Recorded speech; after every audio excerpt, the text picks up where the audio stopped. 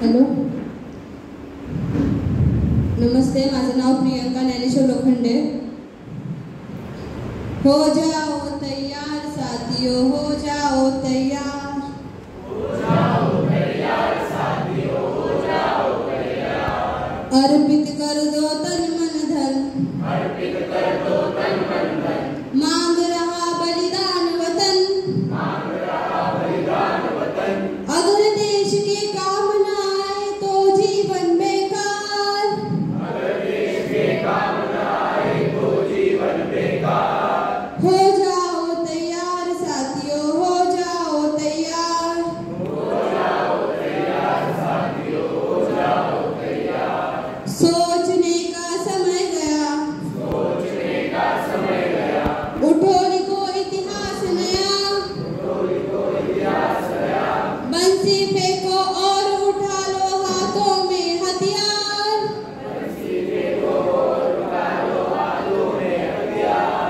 हो जाओ तैयार साथियों, हो जाओ तैयार, हो जाओ तैयार साथियों, हो जाओ तैयार। तूफानी गति रुके नहीं, तूफानी गति रुके नहीं, शीश कटे पर झुके नहीं, शीश कटे पर झुके नहीं। तने हुए माते के आगे ठहर न पाती हार, तने हुए माथे के आगे ठहर न पाती हार। हो जाओ तैयार साथियों, हो जाओ तैयार, हो जाओ तैयार साथियों, हो जाओ तैयार। हो जाओ तैयार साथियों, हो जाओ तैयार। हो जाओ तैयार साथियों, हो जाओ तैयार।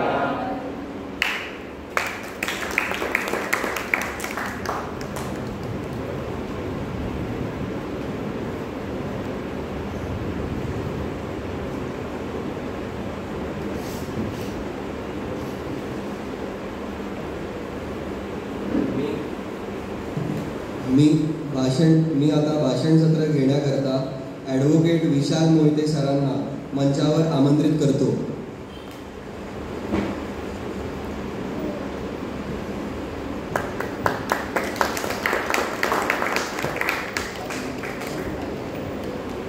कृपया कोणी टाळ्या वाजवू नये. सत्रानंतर सुद्धा टाळ्या वाजवू नये. वक्त्यांचा परिचय करून देत आहे. ॲडव्होकेट विशाल हनुमंतराव मोहिते व्यवसायाने वकील आहेत. मास्टर्स इन लॉ पर्यंत शिक्षण पूर्ण झाले आहे. मूळतः नवी मुंबईचे कार्यकर्ते. निवासस्थान ऐरोली नवी मुंबई येथे आहे.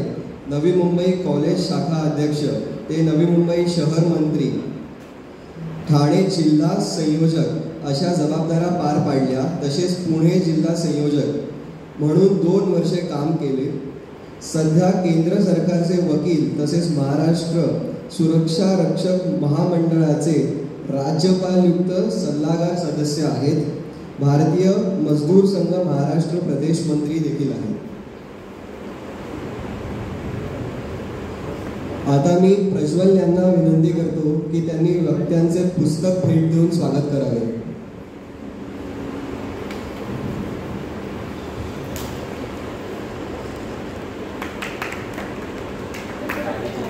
कृपया टाळ्या वाजवा.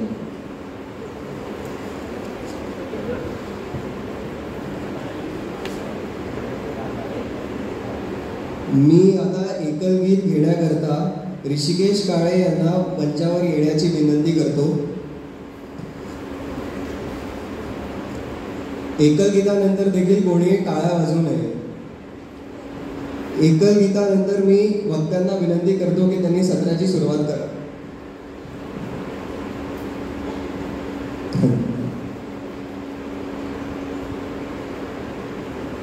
शतकाच्या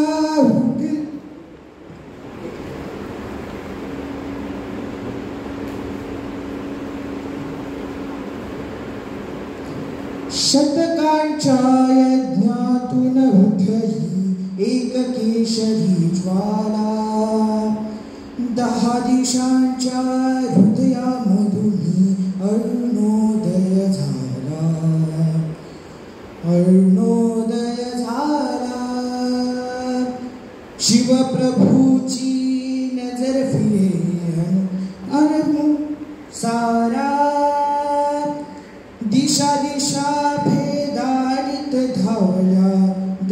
हृदयांच्या धारा, हे तुफान स्वातंत्र्याचे, हे उधान अभिमानाचे, हे वाद उग्र विजांचे, लोकाचे तट कोसळले चिराचिरा धरल्या, 10 दिशांच्या हृदयामधून अरुणोदय झाला, अरुणोदय झाला, अरुणोदय झाला.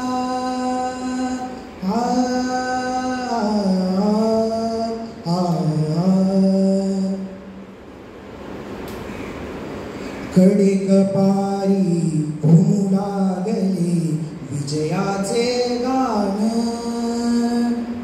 जलाराना तुम्ही उमलले पुन्हा नवे प्राण, रायगडावर हर्ष दाटला, रायगडावर हर्ष दाटला, घडा चौघडा झडे, शिंगाच्या ललकारी वरती भगवा झेंडा उडे, हे राय भाग्य देशाचे, हे संजीवन प्राणांचे, हे रूप शक्ती युक्तीचे, हा तेजाचा ज्योत उफाळून सृष्टीतून आला, 10 दिशांच्या हृदयामधून अरुणोदय झाला, अरुणोदय झाला, अरुणोदय झाला.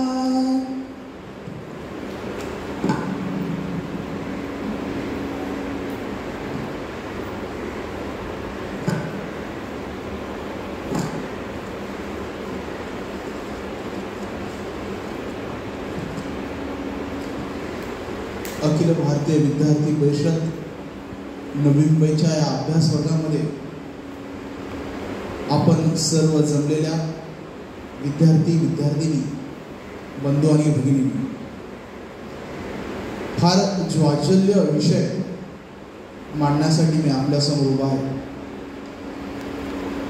पण प्रथमतः मी तुम्हाला सांगतो की मी कोणी वक्ता नाही, तुमच्या सारखाच एक विद्यार्थी परिषदेचा कार्यकर्ता आहे, जो अशाच अभ्यास वर्गातून घडलो. परिचयामध्ये तुम्ही ऐकलं असेल 2005 पासून ते 2012 पर्यंत मी विद्यार्थी परिषदेचं काम केलं, या नवी मुंबईमध्येच केलं, आणि तिथून मी व्यासपीठावरती बोलण्याची सुरुवात केली आणि आज हा तुमच्या समोर उभा आहे.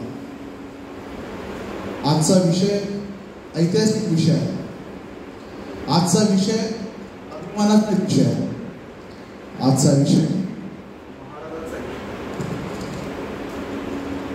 आणि या विषयाची सुरुवात करण्यापूर्वी आपण छत्रपती शिवाजी महाराजांचं नाव हे बराच वेळा ऐकलेलं आहे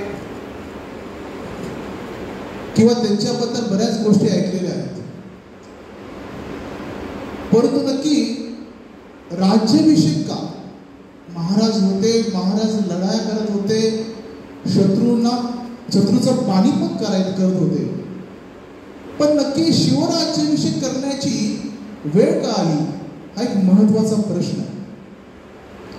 महाराजांच्या मनात हा प्रश्न कधी आला नव्हता, परंतु उत्तरेकडून जेव्हा गागा भट्ट नावाचे पंडित, जे काशीचे विद्वान पंडित म्हणून गणले जातात, त्यांना कळालं की असा कोणीतरी राजा आहे जो सगळ्या पातशाह्यांबरोबर लढतोय, या पातशाह्यांना धुळीस मिसळण्याचं काम करतोय आणि तो हिंदवी स्वराज्य उभारण्याचा संकल्प करतोय, त्या राजाला आपण भेटलं पाहिजे. म्हणून काशीचे असलेले गागा भट्ट शिवाजी महाराजांना भेटण्यासाठी रायगड गेले. बराच वेळा प्रश्न पडतो की हा भारत एकसंध का? कम्युनिस्टांची विचारसरणी आहे, भारत हा देश नाही, हे छोटे छोटे तुकडे आहेत. परंतु महाराष्ट्रामधल्या रायगड जिल्ह्यामधली रायगड किल्ल्यावरच्या राजासाठी उत्तर प्रदेशमधल्या काशीमधल्या एका पंडितांना का सहानुभूती वाटावी हो? हेच आपल्या राष्ट्रीय ऐक्याचं प्रतीक आहे. कारण गागा भट्टांना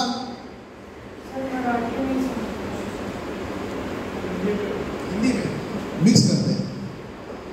कितने हिंदी भाषिक है?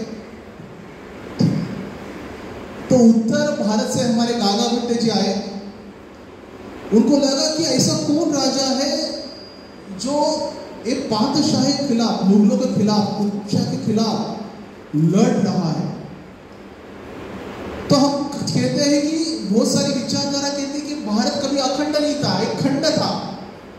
ये कुछ लोग हैं जिसको अखंड करना चाहते हैं. हम भी कहते हैं कि अखंड भारत हमारा सपना है.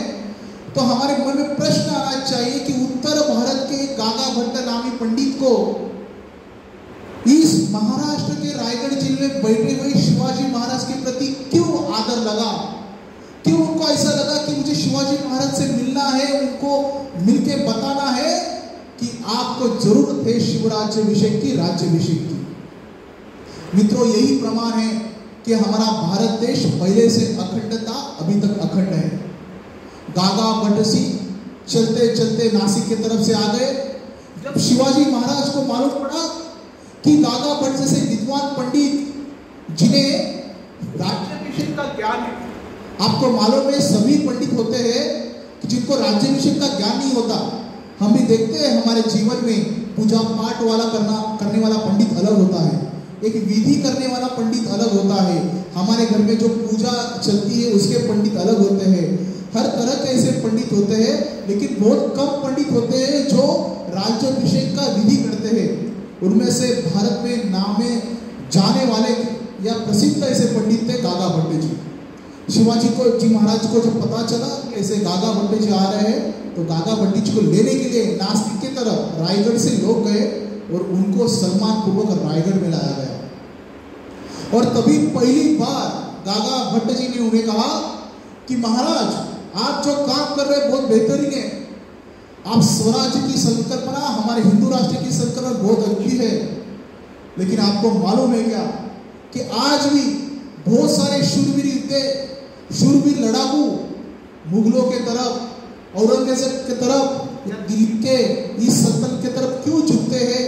क्योंकि उनके ऊपर एक छत्र है, वो छत्रपति है या उनका राज्याभिषेक हुआ है, वो राजे की तरफ झुकते हैं क्योंकि वो एक छोटी छोटी सल्तनत कहीं तो इकट्ठा करना चाहते हैं. गागा भट्ट जी ने उन्होंने स्पष्ट कहा, राजा जी, अगर आपका शिवराज्याभिषेक होता है तो बहुत सारे राजे, छोटे बड़े सरदार आपसे मिलेंगे और आपके आश्रय में आएंगे. और उन्होंने कहा कि हर राज्य के लिए एक न्याय व्यवस्था चाहिए, लेकिन न्याय व्यवस्था के पीछे एक सिंहासन चाहिए और सिंहासन के पीछे एक धर्म चाहिए. उसकी बारी आज आ गई है. उनके कहने पर, राजमाता जिजाऊ के कहने पर ये सब मंथन हुआ.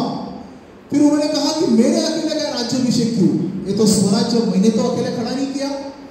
माँ जिजाऊ से उन्होंने कहा, माता जी, मैं अकेला तो स्वराज्य खड़ा करने में नहीं था, मैं तो निमित्त मात्र था, लेकिन मेरे साथ जो थे, तानाजी थे, बाजी प्रभु देशपांडे थे, बांदल थे, जेदे थे, सभी थे, तो मेरा राज्याभिषेक क्यों?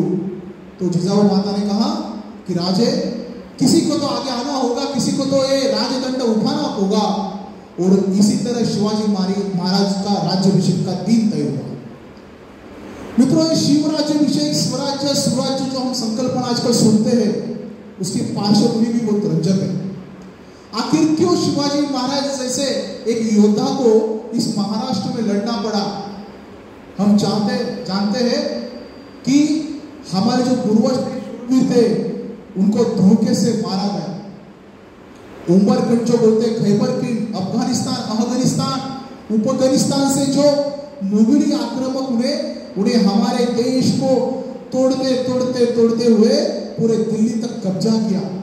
एक समय था नालंदा, तक्षशिला जैसे विद्वान यूनिवर्सिटीज हमारे पास थी.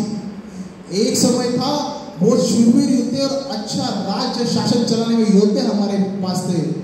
लेकिन जैसे ही मुगलों का आक्रमण हुआ, तो आप जानते हो मुगलों ने जो शासन किया वो एक हाथ में तलवार और दूसरे हाथ में कुरान लेके किया. वो चाहते थे कि अगर आपको कुरान चाहिए तो आपको प्रोटेक्शन मिलेगा, अगर आप धर्म परिवर्तन नहीं करते तो आपको तलवार मिलेगी। ऐसी तरह अत्याचार अन्याय करके मुगलों ने अपना शासन यहाँ पे प्रस्थापित किया। शालिवान शक जो है उन्होंने हुनों का प्रभाव किया। उसके बाद धीरे धीरे धीरे बहुत दिनों से इस पूरे भारतवर्ष में मुगलों का आक्रमण होता रहा चारों तरफ से। मतलब मुगल करते थे क्या कि अपनी बहू बेटियों को लेके जाना, अय्याश थे, मदिरा में व्यस्त थे। बीच में एक सीरियल आई थी, आपने देखी होगी, मुझे याद नहीं कौन से एक ओटीटी प्लेटफॉर्म पे आई थी, मुगल एम्पायर के लिए थी। अगर वो सीरियल देखते थे तक वो राजे कितने मदमस्त थे। प्रजा के खिलाफ उनका कोई कर्तव्य नहीं था, प्रजा के लिए प्रोग्रेसिव विचारधारा नहीं थी, खाली इस देश का शोषण करना है, नहीं तो धर्म परिवर्तन करना है, दो ही बातें थी। लेकिन इस जगह ये महाराष्ट्र में इसे विरोध करने वाला एक ही शेर पैदा हुआ, उसका नाम शिवाजी महाराज है। उसके पहले भी उनके दादाजी, उनके पिताजी शहाजी राजे ने प्रयास किया था। शिवाजी महाराज के पहले शहाजी राजे का एक सपना था कि खुद का राज्य हो, खुद का राज्य यानी स्वराज्य हो। शिवाजी महाराज के पिताजी शहाजी राजे, आपको मालूम है, आदिल शाह के चाकरी करते थे। उनको एक सूबा दिया था, परगना दिया था, उसका नाम था पुणे और दूसरा था बेंगलुरु। दो परगना यानी दो छोटे स्टेट के वो राजे थे, लेकिन उनको छत्रपति नहीं थे, इसलिए उनको बाकी राजे मानते नहीं थे। इसलिए उन्होंने तय किया कि मैं अकेला लड़ नहीं सकता। तो आपको मालूम कि 8वें साल में जब छत्रपति शिवाजी महाराज बेंगलोर में गए तो पहली बार उनके मन में, शहाजी राजे उनके मन में जो सपना था, उन्होंने कहा राजे खुद का स्वराज्य कोई तो निर्माण करना चाहिए।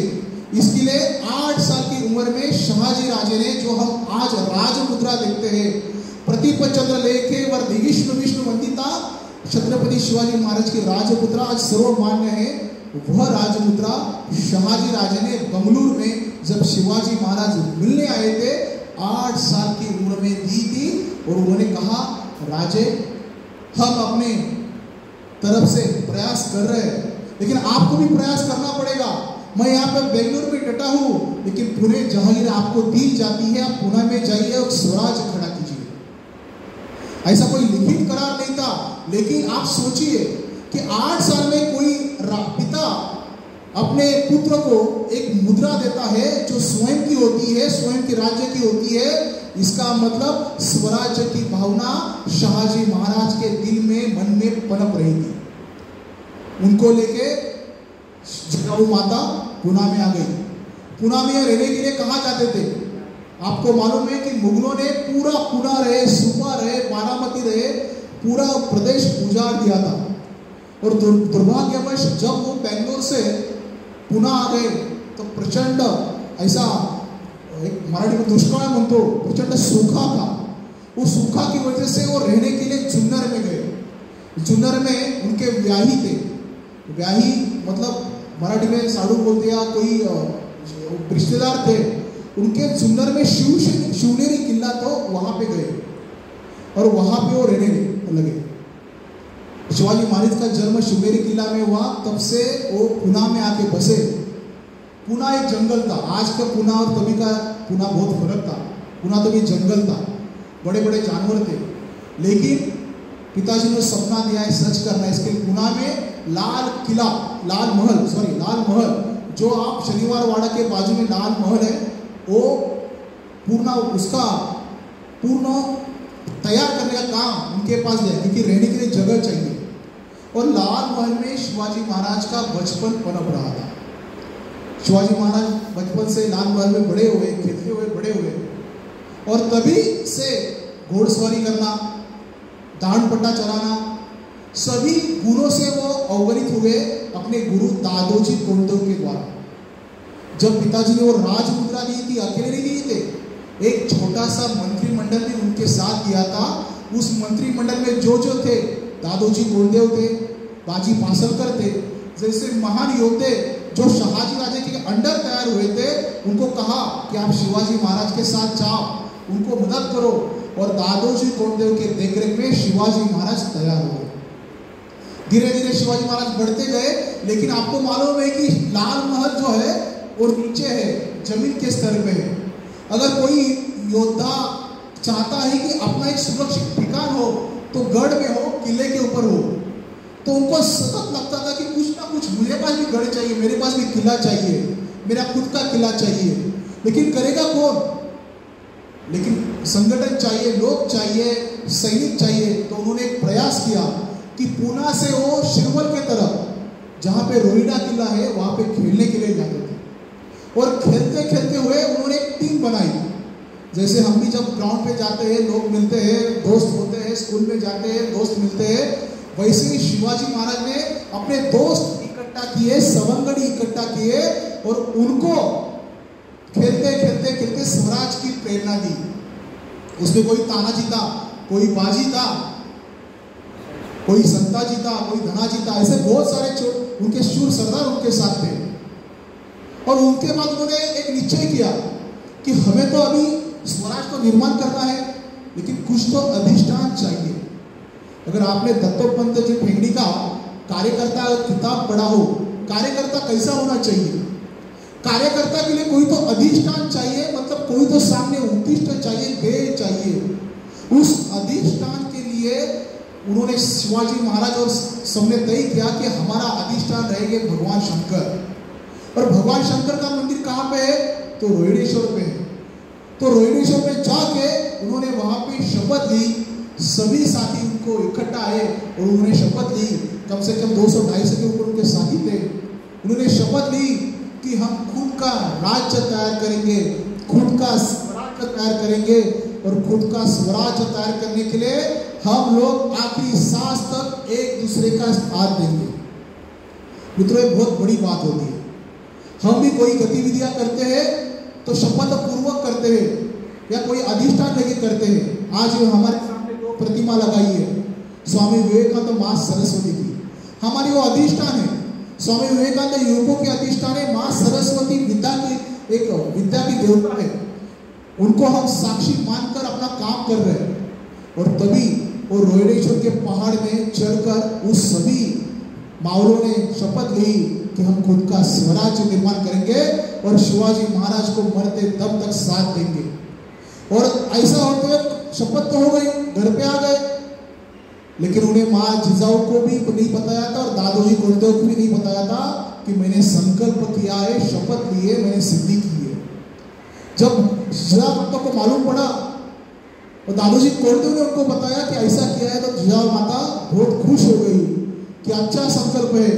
क्योंकि दिन रात डर के साए में जीना, दिन रात बहू बेटियों का शोषण, हमारे किसान जो गरीब है उनका शोषण, ज्यादा टैक्स लगाना, हमारी पूरी जनता त्रस्त थी।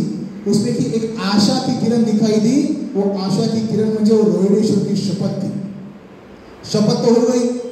शपथ होने के बाद क्या करना चाहिए? कृति तो करना चाहिए। बैठक में तो डिसाइड कर दिया, अगर अमल नहीं तो जीरो। ऐसी बैठक जब उनकी रोहिणेश्वर पे थी, उन्होंने डिसाइड किया था कि हम अगला जंग लड़ेंगे, किला लेंगे। और पहला स्वराज्य में किला लिया और तोरना किला लिया। और तोरना किला लेके स्वराज्य का तोरण बांधा। मित्रों, एक छोटी बात लग रही, लेकिन एक छोटी बात नहीं थी। अली आदिल शाह के अंडर वो किला था। वो किला लेना बहुत बड़ी बात थी। शिवाजी महाराजों ने अपने 1000 साथी तैयार किए और किले पे आक्रमण करके किला काबिज किया। जैसे तोरना किया, पुरंदर किया, रोहिणेश्वर किया और चाकन का भी किला काबिज किया। 4 किले काबिज करने के बाद उनको कॉन्फिडेंस आ गया कि हमें और करना चाहिए।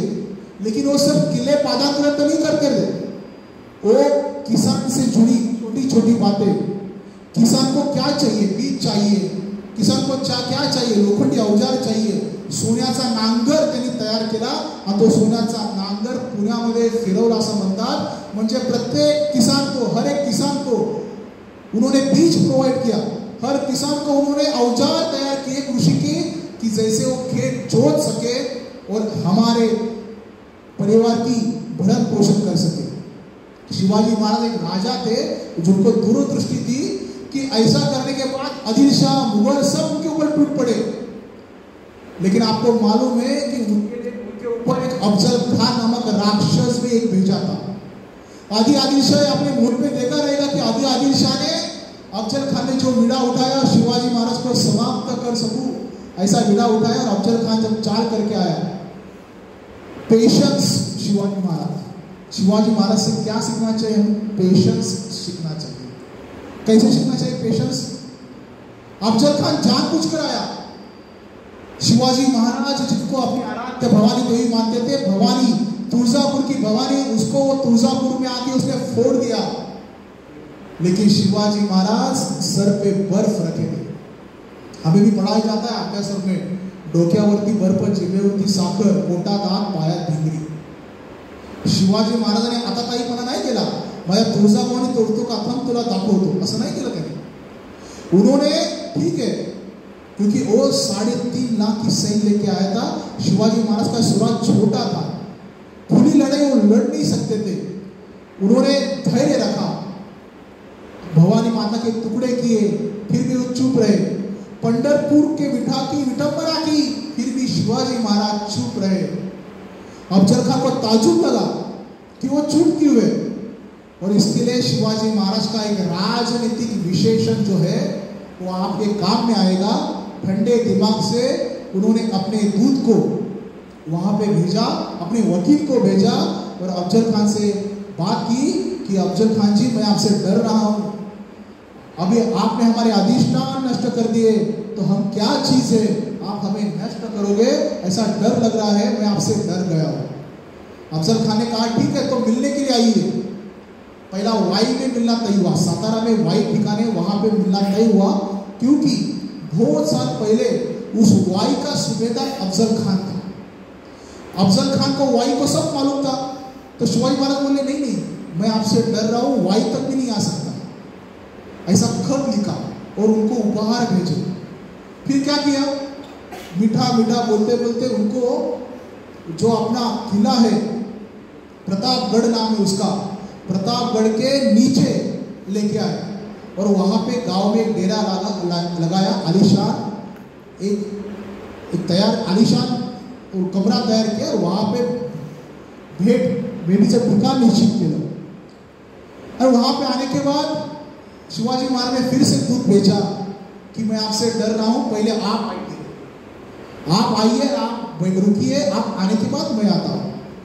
मित्रों, एक स्टोरी आपने बहुत बार सुनी है, देखी है, जानी है, लेकिन दो बात जो मैंने यहाँ पे बताना चाहता कि शिवाजी महाराज से सीखनी चाहिए। डोक्यावरती बर्फ, दिमाग में बर्फ मैंने बताया। दूसरी, अपने सामने वाले जो सैन्य है, विरोधक है या प्रतिपक्ष है, उनकी आकलन क्षमता या उनके पास प्लस पॉइंट क्या है। अफजल खान के पास सैयद बंडा नामक एक दानपट्टा चलाने वाला वीर था। दानपट्टा मालूम है आपको कि जगह पे से आप किसी को भी उड़ा सकते हो। 9 हाथ जहां तक जाता है वहां तक आदमी जगह से एक दानपट्टा, मतलब एक लोखंडी पातर, ज्याला बोलतो तलवारचं, ते असतं, त्याने उडू शकतो। सैयद बंडा के जैसा वीर अफजल खान के पास था और अफजल खान जैसा वो सैयद बंडा पूरे विश्व में वो दानपट्टा चलने वाला वैसा नहीं था। इसके लिए अफजल खान ने सैयद बंडा को अपने साथ रखा था और अपने वकील को। उस शामयान जो बनाया था, शामयाना, उसमें सिर्फ 2 जन थे, सैयद बंडा जो दानपट्टा चलाने वाला और उसके वकील। लेकिन शिवाजी महाराज को मालूम था कि सैयद बंडा 9 फुट के घाव चला सकता है, हमारे पास कौन है? तो हमारे पास भी एक है, जीवा महाला। जीवा महाला एक खेल करता था, अपन डोंबारीचे खेळ किंवा डोंबारी का खेल देखते हैं, या शादी में वो विविध तरह के खेल खेलता था। जैसे आप यहाँ भी देखते हो की सुरुवातीचे 3 हुआ तो खेळ करणारी मंडळी होतात, तलवार चालवून असतात, दांडपट्टा चालवणारे असतात। हा सय्यद बंडाच्या विरोधात जर कोण टिकू शकेल तर महाराजांना माहित होतं की फक्त जीवा महाराज टिकेल, म्हणून महाराजांनी सय्यद बंडाच्या विरोधात जीवा महाराजाला आपल्या बरोबर घेतला। लक्षात ठेवा, समोरच्या विरोधकांची काय ताकद आहे, स्ट्रेंथ आहे, ज्याला आपण मॅनेजमेंटच्या भाषेत स्वॉट म्हणतो. मॅनेजमेंटचे विद्यार्थी त्यांना माहिती आहे, strength, weakness, opportunity, threats. Shivaji Maharaj या सगळ्यांचं उत्तम उदाहरण होतं. त्यांनी सगळं आकलन केलं होतं की थ्रेट्स काय, तो सय्यद पंडा थ्रेट्स आहे जो 9 फुटाचा गाव उडवेल. माझ्याकडे असा कोणी आहे का, माझ्या सैन्यदलात कोणी आहे का? तर त्यांना आठवलं की जीवा महाल आपला जो दाढपट्टा फोटो आहे तो 9 लांबीचे घाल, 9 हाताचे घाव उडवू शकतो. आणि शिवाजी महाराजांनी पण सय्यद बंडाला बरोबर घेतला आणि कोंडाजीला बरोबर घेतला. मला सांगा की ज्यावेळी ते शामण्यामध्ये गेले त्यावेळी महाराजांनी थोडंच जबाबदारी दिली होती सय्यद बंडाला, जीवा महालाला, की सय्यद बंडावरती लक्ष ठेव, दुसरं काही करू नको. माझं इकडे काय व्हायचं ते झालं चालेल, पण सय्यद बंडा के ऊपर आप ध्यान दो. जैसे सय्यद बंडा हिला आपका हाथ हिलना चाहिए. और आपको मालूम है जब एक्चुअली विजिट हुई, दोनों का मिलना हुआ, औरंगजेब जो अफजल खान को बड़ा था उन्होंने शिवाजी महाराज को दबाया, खंजीर मारने की कोशिश की. शिवाजी महाराज ने अपने पास थे कट्यार वाहन रखे, उससे उनका पेट फाड़ दिया, मराठी मुलात कोथळा बाहेर काढला. आणि अशा पद्धतीने जेव्हा हे कळत होतं आणि सय्यद बंडाला दिसलं, सय्यद बंडाने जशी हालचाल केली वैसे ही जीवा महल ने अपना दांड पट्टा घुमा के सय्यद बंडा का हाथ अलग किया. मित्रों सोचो, तभी महाराज ने ऐसा दिमाग नहीं लगाया था कि उनके पास सय्यद बंडा है तो मेरे पास कौन सा तोड़ है. अगर जीवा महल नहीं होता तो महाराज शायद से बचते नहीं थे. इसके लिए कहावत मराठी में कही जाती है, होता जीवा म्हणून वाचला शिवा. ये कहानी क्यों कहना जरूरी है? महाराज जी ने हर बात नए कार्यकर्ता, हमारे पास अलग बात है, हमको हर काम के लिए भी कार्यकर्ता. महाराज जी का पूरा चरित्र अगर देखा जाए तो हर आघाड़ी में, हर युद्ध में नए नए लोग उन्होंने फ्रंट पे लाए. पावन खिंड की लड़ाई में बाजू प्रभु देशपांडे जैसा हीरा लाया, 300 बांधर और इतनी बड़ी फौज. सिद्धी जोहर,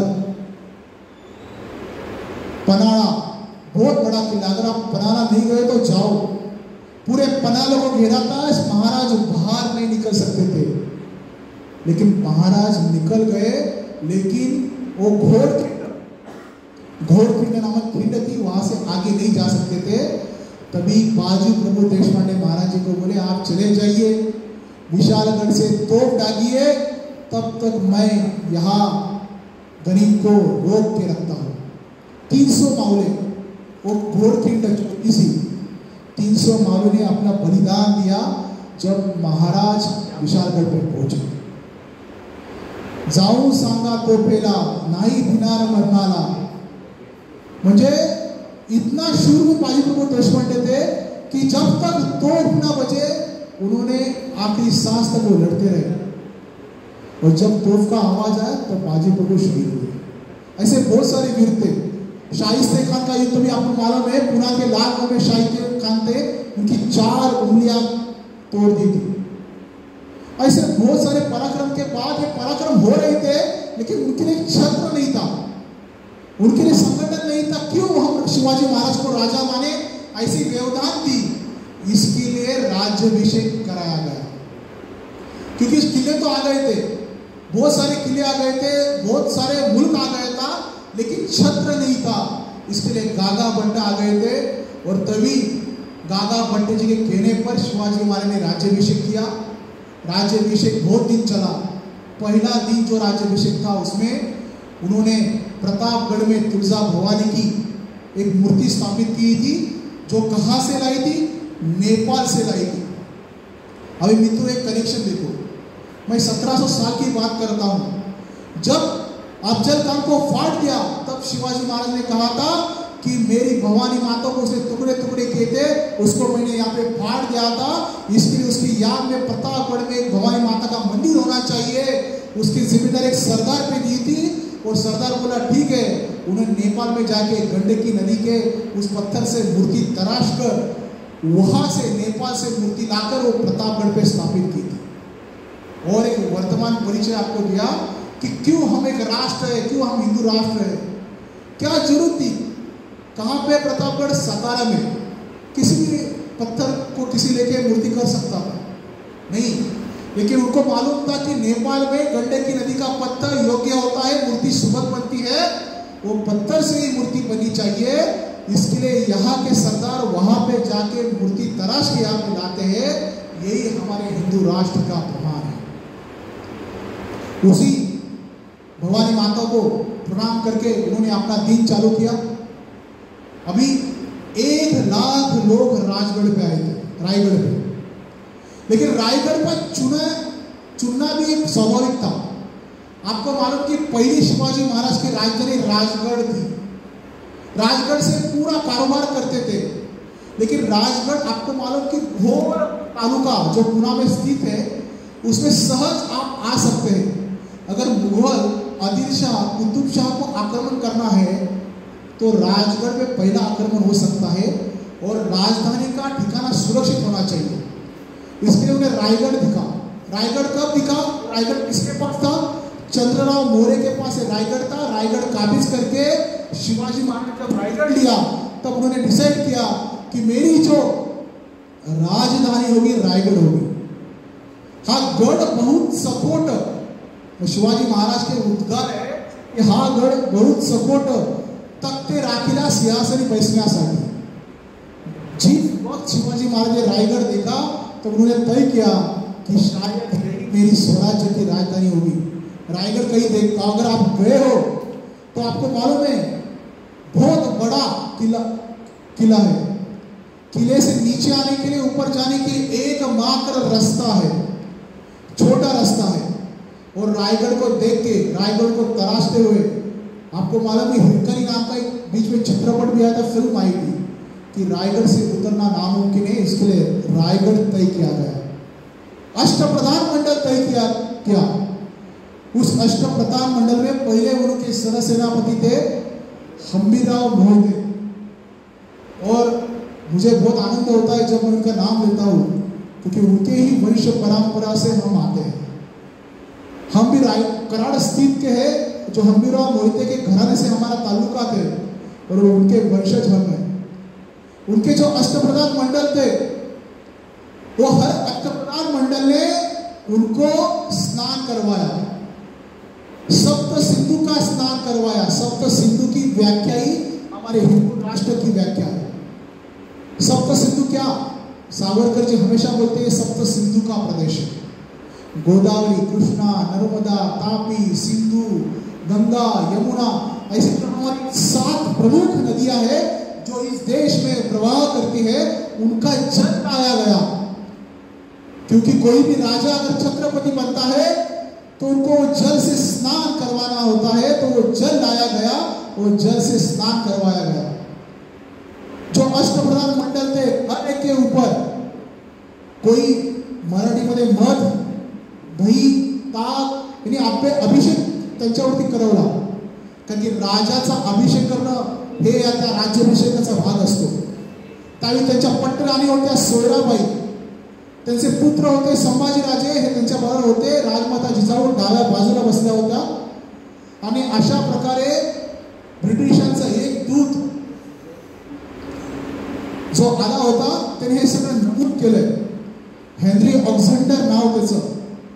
आता हे सगळं कसं माहीत पडतं? तर हेनरी ऑक्झेंडरने त्याच्या पुस्तकात लिहून ठेवलंय, त्या बकरीमध्ये लिहून ठेवलंय की शिवाजी महाराजांचा राज्याभिषेक एवढा भव्य होता की गडावरती कमान 1 लाख लोक होती। मित्रांनो, 1 लाख लोक त्या रायगडावरती 1 महिना राहिली। सकाळचं भोजन, संध्याकाळचं भोजन त्यांनी त्या ठिकाणी घेतलं। भोजन स्वादिष्ट, चविष्ट, त्यांची राहण्याची व्यवस्था। 12,000 ब्राह्मण कुटुंब त्या ठिकाणी आले होती परिवारासह। असा रायगड 1 लाख लोकांनी 1 महिना त्याची वर्दळ होती। महाराजांची दुसऱ्या दिवशी तुला करण्यात आली आणि त्या तुलामध्ये जे होम टाकलं होतं, सोन्याची नाणी टाकली होती, ती प्रजेमध्ये वाटण्यात आली। या राज्याभिषेकाच्या निमित्त ब्रिटिश असतील, डच असतील, पोर्तुगीज असतील, फ्रेंच असतील, मुघल असतील, कुतुबशाह असतील, सर्व पातशाहांना दिलं होतं आणि त्यांनी प्रतिनिधी पाठवले होते। हेनरी ऑक्झेंडरने चांगला एक हिरा आणला होता, तोही महाराजांना त्यांनी भेट दिला. म्हणजे आपला राज्याभिषेक होतो म्हणून महाराजांनी तो राज्याभिषेक गपचूप करून नाही घेतला.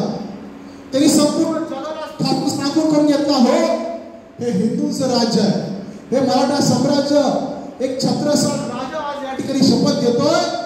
हे सगळ्याला विश्वाला कळवण्यासाठी जे जे मान्यवर आहेत, ज्या ज्या पातळ आहेत, जे वर्चस्व गाजणारे व्यापारी असतील, प्रतिष्ठित नागरिक आहेत, सगळे रायगडावरती आले होते. रायगड सजला होता. आणि सर्वात महत्वाची त्या हेनरी ऑक्झंडर नोंद आहे की रायगडावरती आल्यानंतर 2 हत्ती होते. तर प्रश्न पडायचा की हे हत्ती वरती आलेच कसे?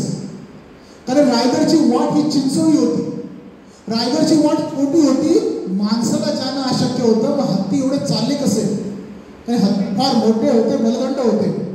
त्याला काय प्रश्न पडायचा? शेवटी त्याने न राहावं एकाला विचारलं की हत्ती आणले कसे? त्यावेळी राजांचा दूरदृष्टी, पूर्वनियोजन आणि पूर्ण नियोजन. राजांनी पूर्वनियोजन केलं होतं. जेव्हा त्यांनी रायगड पाहिला तेव्हा हत्तीची पिल्लच त्यांनी रायगडावरती आणून ठेवली होती. कदाचित त्यांना वाटलं असेल तरी ह्या हत्तींच्या पिलांची गरज, हत्ती मोठं झाल्यानंतर हत्तीची गरज कुठेतरी होईल. कारण की राज्याभिषेक म्हटल्यानंतर हत्ती हे लागतातच. हत्ती एवढं गडावर न्यायचं कशा? लहानपणीच त्या हत्तीची सगळी पालन पोषण सगळं हत्तीचं वरती झालं. ते 2 हत्ती त्या महाद्वारासमोर उभे होते. 2 शुभ्र अश्व उभे होते. महाराजांनी चांगला पोशाख परिधान करून, हातामध्ये धनुष्य घेऊन, राजदंड, सोन्याचा राजदंड घेऊन, तलवार घेऊन, कट्यार घेऊन महाराज सिंहासनासमोर चालते झाले. संपूर्ण प्रजा आतुरली होती. त्यांनी सर्वांना प्रणाम केला.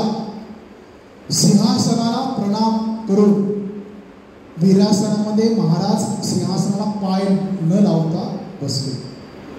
सिंहासन 32 मनात सोनेरी सिंहासन, 32 मन, 11,000 तोळ होईल आजच्या भाषेत. हे 32 मनाचा सोनेरी सिंहासन रायगडावरती तयार केलं होतं खास महाराजांसाठी. सांगण्याचा उद्देश कसं की आपण किती समृद्ध होतो, आपली परंपरा किती समृद्ध होती. आपण लोक बऱ्याच वेळा म्हणतात की हा गारुड्यांचा देश होता, यांच्याकडे पैसे नव्हते, हे भिकारी होते. बरेच आपण ऐकतो. ब्रिटिश आले, आपली भरभराट झाली, ब्रिटिशांनी आपलं हे दिलं ते दिलं सगळं ऐकतो. पण आपलं 32 मन सोनेरी सिंहासन स्थापन करण्यात आपली ऐपत होती.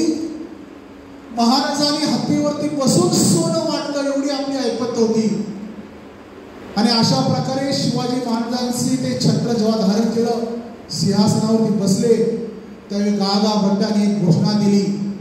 क्षत्रिय कुलावतंस राजाधिराज श्री जानतराव राजा शिवछत्रपती शिवाजी महाराज की अशी किंकाळी त्या रायगडावरती कानी आली. आणि तो खरा महाराजांचा राज्याभिषेक झाला. आणि राज्याभिषेक झाल्यानंतर महाराज उठले, हत्तीवरती बसले आणि प्रथम तुम्ही जर रायगडला गेला असाल तर रायरेश्वरच्या मंदिरावरती गेले. आणि त्या रायरेश्वरच्या मंदिरात जाताना त्यांनी जेव्हा पायरीवरती पाय टाकलं, आपण बराच वेळ ऐकलंय त्या रायरेश्वरच्या पायरीवरती काय लिहिलंय? सेवेसी ठाई तत्पर हिरोजी इंदलकर. हाच हिरोजी इंदलकर ज्याने हा रायगड बांधला, हाच हिरोजी इंदलकर ज्याने हा रायगड तयार केला. स्वराज्यामध्ये पैसा नसताना हिरोजीने आपले पैसे गहाण ठेवून तो रायगड बांधला. आणि तेव्हा महाराजांनी विचारलं, हिरोजी एवढा सुंदर गड बांधला, तुम्हाला काय देऊ? हिरोजी इंदलकर म्हणाले, राज्य मला काही देऊ नका, फक्त मला या रायगडच्या या राईच्या मंदिराच्या एका पायरीवरती सेवेसी ठाई तत्पर हिरोजी इंदलकर एवढी लिहिण्याची आज्ञा. तेव्हा महाराज बोलले, हिरोजी मागून तुम्ही काय मागितलं? एका पायरीवरती नाव करण्याची अनुमती महाराज बोलले दिली. अशा प्रकारे त्या रायरेश्वराच्या पायरीवरती हिरोजी इंदलकरचं आजही नाव लिहिलेलं आहे की सेवेसी ठाई तत्पर हिरोजी इंदलकर. महाराजांनी असे मावळे जमा केले होते, महाराजांनी असे कार्यकर्ते जमा केले होते आपल्या सामान्य भाषेत की जीवास चिंतणारा तानाजी मालुसरे सारखा कार्यकर्ता गढ़ आला पण सिंह गेला. लड़की की शादी है लेकिन वो बाद में देख लेंगे, पहला स्वराज्य का काम देखेंगे. हमारे साथ भी बहुत बार होता है कि हमारे पास भी बहुत व्यवधान आती है, हमारे कुटुंब में समस्या है, लेकिन विद्यार्थी परिषद का काम बाद में करेंगे, पहले हम घर का काम करेंगे. अगर ऐसा हर एक उठाया तो विद्यार्थी परिषद का काम नहीं हो सकता. उसका जीता जागता उदाहरण हमारा तानाजी मालुसरा है. लड़की की शादी थी, वो कह सकता था कि मेरी लड़की की शादी है, चलो मैं तो जाता हूँ, शादी करता हूँ, वो जो सिंहगढ़ है वो आप ले लो और देख लो. तानाजी ने वैसा नहीं कहा. शादी की निमंत्रण पत्रिका देने आया था और युद्ध का विडा उचल युद्धाचा विडा उचलून तो निघून गेला. आया था किसके लिए और गया किसके लिए? इसके लिए कार्यकर्ता का पहला अधिष्ठान क्या होना चाहिए कि हमारे काम के प्रति निष्ठा, जैसी तानाजी मालुसरे की निष्ठा थी स्वराज्य के प्रति. आधी लग्न कोंढाण्याचं मर्म माझ्या रायबाचं ही घोषणा करून तो तानाजी मालुसरे गेला. त्यामुळे स्वराज्य उभं राहिलं. अगदी 60 मावळ्याने पन्हाळा काबीज केला, त्यामुळे स्वराज्य राहिलं. मुरारबाजी देशपांडे पुरंदरामध्ये खर्ची पडले म्हणूनच स्वराज्य राहिलं. तो काय म्हणत होता की मुरारबाजी कशाला लढतोयस, ये माझ्या बाजूने, तुला खिल्लत देतो. पण मुरारबाजी बोलले, असल्या खिल्लती आमचे राजे बरेच वाटतात, तुझ्या खिल्लतीची आम्हाला गरज नाही, राजाची एक शाबासकी म्हणजे आमची खिल्लत आहे. राजाने हे सगळं सगळं सगळं आठवत होतं. या मावळ्यांच्या जीवावर स्वराज्य उभं केलं होतं, सगळे मावळे त्यांना आठवत होते. राजाने रायरेश्वरचं दर्शन घेतलं. रायरेश्वरचं दर्शन घेऊन बाहेर आले. राजे पुन्हा हत्तीवरती सवार झाले आणि पुन्हा रायगडवरती फेरफटका मारला. आणि त्यावेळी माहूत म्हणून त्यांच्या जवळ जे बसले होते, त्यांच्या समोर बसले होते हिंदवी स्वराज्याचे सरसेनापती हंबीरराव मोहिते. शिरकाई देवीचं दर्शन घेतलं, सर्वांना वंदन केलं आणि अशा प्रकारे तो शिवराज्याभिषेक दिनाचा कार्यक्रम संपला. मित्रांनो, शिवराज्याभिषेक दिन हा झाला नसता, शिवाजी महाराजांचा राज्याभिषेक झाला नसता, तर आज आपण कुठल्या अवस्थेत होतो हे सांगणं कठीण आहे. नेताजी सुभाषचंद्र बोसांची प्रेरणा शिवाजी महाराज, भगतसिंहांची प्रेरणा शिवाजी महाराज, राणी लक्ष्मीबाईंची प्रेरणा शिवाजी महाराज, बाजीराव पेशव्यांची प्रेरणा शिवाजी महाराज, संभाजी राजांची प्रेरणा शिवाजी महाराज. म्हणून शिवाजी महाराज गेल्यानंतरही 27 वर्ष मराठ्यांनी साम्राज्य लढत ठेवलं, झुंजत ठेवलं. शिवाजी महाराजांच्या मृत्यूनंतर शिवाजी महाराजांना वाटलं असेल की कदाचित सगळे डबेवर येतील, औरंगजेब चाल करून राहील. परंतु जेव्हा जेव्हा शिवाजी महाराज त्या सिंहासनाकडे बघायचे आणि ते सांगायचे, मी असो नसो पण हे सिंहासन आपल्या स्वराज्याची साक्ष देत राहील, हे सिंहासन आठवण करून देतील, हे झिरायतेचं राज्य आहे, स्वराज्य आहे. आणि त्या सिंहासनासाठीच संभाजीराजे 9 वर्ष मोगलांशी लढले. औरंगजेबाने पकडल्यानंतरही त्यांनी धर्म नाही सोडला. कदाचित धर्म सोडला असता संभाजीराजे वाचले असते.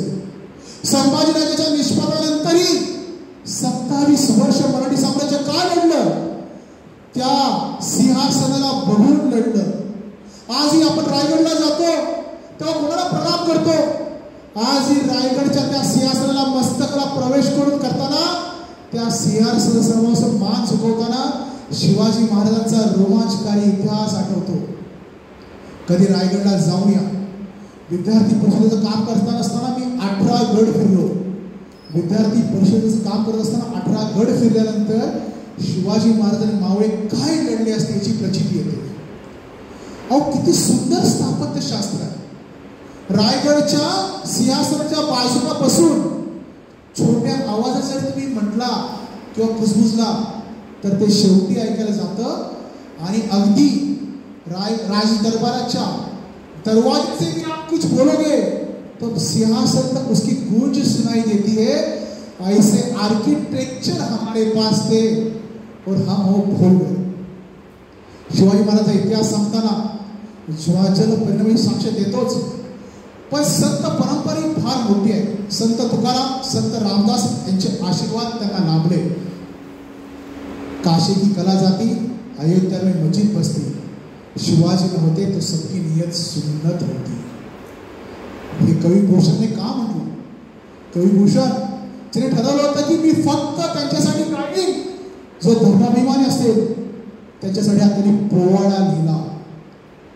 संत रामदासांनी म्हटलंय, शिवरायांचे 8वे रूप, शिवरायांचा 8वा प्रताप, शिवरायांचा 8वा साक्षेप थोर मंडळी. शिवरायांचे कैसे बोलणे, शिवरायांचे कैसे वागणे, शिवरायांचे कसलगी देणे कैसे असे. शिवरायांचा प्रत्येक अंश हा आपला आजही प्रेरणादायी आहे आणि हा असाच पिढ्यांना मार्गदर्शन करत राहील. त्यामुळे या राज्याभिषेकाला 350 वर्ष पूर्ण होत आहे. कदाचित बरेच राजे झाले असतील, बरेच राजे झाले, परंतु शिवाजी महाराजांसारखा राजा या पृथ्वी तलावरती झाला नाही, अशी नोंद हेनरी अलेक्झांडरने त्याच्या दप्तरी केलेली आहे. ब्रिटिशांनी मान्य केलं की न भूतो न भविष्यती असा राज्याभिषेक सोहळा केला. अशा प्रकारे हा राजा 350 वर्ष झाला आपल्याला प्रेरणा देतोय, आजही प्रेरणा देतोय. आजही इथल्या महाराष्ट्राच्या प्रत्येक बाळाला छत्रपती शिवाजी महाराज की म्हटलं तर त्या तोंडातून सहज जय बाहेर पडतं. त्याला सांगावं लागत नाही की बाळा तू जय म्हण. सहज बारक्या पोराला शिवाजी महाराजांचा पुतळा दाखवा, त्या तोंडातून सहज येतं की छत्रपती शिवाजी महाराज की जय. त्याला सांगावं लागत नाही की शिवाजी महाराज की जय बोल. का? कारण की ती माती त्याच्या बाळसावरती, म्हणजे जेव्हा ती जन्मतो बाळ, त्याच्या बाळसावरती छत्रपती शिवाजी महाराज हे नाव कोरून त्याला जन्मास घालते. छत्रपती शिवाजी महाराजांचा इतिहास फार दैदिप्यमान आहे. मुलांना आपण वाचलं पाहिजे, आपण वाचत नाही. बऱ्याच कादंबऱ्या, बरेच ग्रंथ आहेत, हमें पढ़ना चाहिए, हम पढ़ते नहीं. शिवाजी महाराज के बारे में कहा हुआ सुनते हैं, वो सेक्युलर राजे थे लेकिन वो एक हिंदू राजे थे. ये हमारे लिए अभिमान की बात है. इसके लिए हमें पढ़ना चाहिए. जो भी उनका साहित्य है उसे पढ़ना चाहिए, और साहित्य की जो भी खोज है आ रहे किताब पढ़ना चाहिए. अभी हमारे जलगांव के कार्यकर्ता है, उन्होंने रायगड के बारे में बुक लिखी है, वेद रायगडचा. वाचलं पाहिजे. आणि वाचल्यानं मस्तक सुधारतात. जे मस्तक सुधारलेलं असतं ते कुणासमोरही नतमस्तक होत नाही. हाही आपला इतिहास आहे. त्यामुळे शिवाजी महाराजांचं स्मरण करू, राजमाता जिजाऊ मातेचं स्मरण करू, राजे शहाजी महाराज स्मरण करू, संभाजी महाराजांचं स्मरण करू, त्या असंख्य मावळ्यांचं स्मरण करून आज मी हा 350 शिवराज्याभिषेक दिन मांडण्याचा आपल्यासमोर प्रयत्न केला. म्हणूनच आपल्या एक काव्यामध्ये, पंक्तीमध्ये एक ओळ आहे. आपण आपली गीतं म्हणतो, त्यामध्ये एक ओळ छान आहे. हम शेर शिवा के अनुगामी, राणा प्रताप की आग लिए. हाच तो शिवाजी आहे जो आम्हाला आमच्या काव्यातून, पद्यातून प्रेरणा देतोय. अशा शिवाजी महाराजांना मुजरा करतो आणि या ठिकाणी थांबतो. धन्यवाद.